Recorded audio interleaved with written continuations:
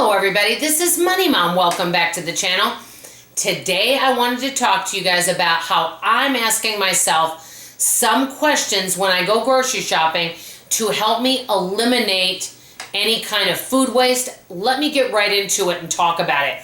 I know being frugal is being very mindful of our spending, but also being a good steward of what we already have. So if we're wasting things or things are getting thrown out because we're not using them, that means we're wasting resources, we're wasting our money. And I don't want to do that. And one of the things the meal planning and meal prepping has helped me with is that I'm really utilizing everything I have at home. That being said, now when I go to the grocery store, I'm asking myself a series of questions to help me determine what I'm going to purchase to prevent any further food waste. And let me get right into it. I know that many times when people go to the store, something popular that people will buy for breakfast is cereal. I know some people love cereal, other people just like it every now and then. Well, before I purchase something such as cereal, I ask myself, how many people are going to be eating this cereal? How fast does whoever's eating it go through it? So let's say this cereal's on sale for $1, but there's only one person in the house that eats it. I might maybe buy 2 boxes, but the old me would have bought like 10 boxes, and then it would sit there, and eventually it gets stale. So one of the big questions I ask is, whatever item I'm buying, how many people in the household eat it? Because that will help you to determine whether you even want to buy the item or how much you want to buy. Another question for those of us who work quite a bit and are really busy is, number 2, how long is it going to take me to prepare this item?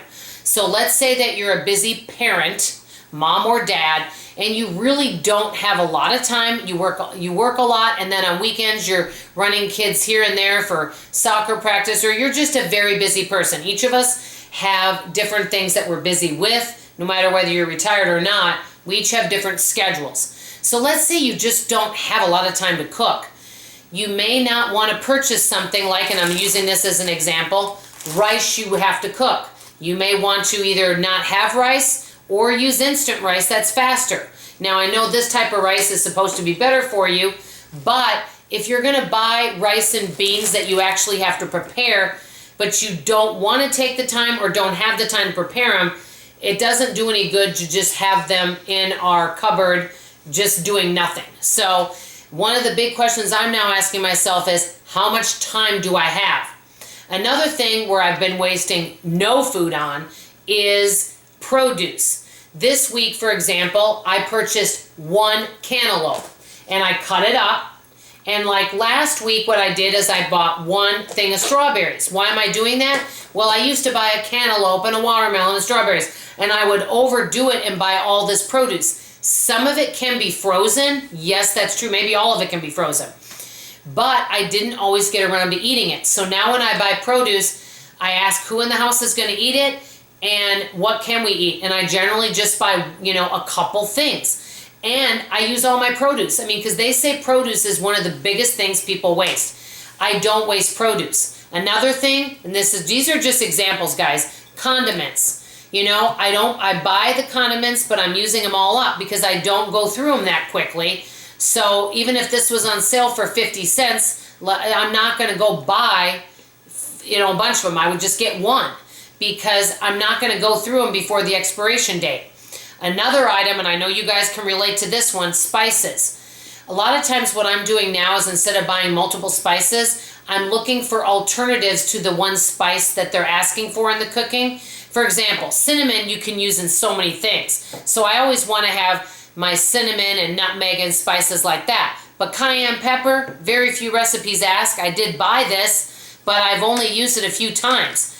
So I'm really asking myself, if it's something with a spice that I'm only going to use once, can I buy a smaller amount? Because there are some stores where you can buy little tiny amounts.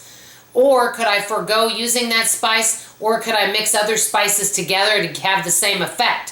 So these are just some of the questions that I'm asking myself, because if we ask ourselves these informed questions when we're at the store about how much time is it going to take to prepare, how many people are going to eat the item, how fast are we going to go through this, I think that's going to really help us to make better purchasing decisions. Because what I find happens, and I don't want to judge other people's households, when you go to the store and you pick up some, quote, new items, especially the prepackaged, everybody wants to eat those fast, easy, grab-and-go prepackaged stuff. But then when it comes to the stuff where you have to take time to actually prepare it, it just sits by the wayside because somebody's not taking time to actually prepare that item.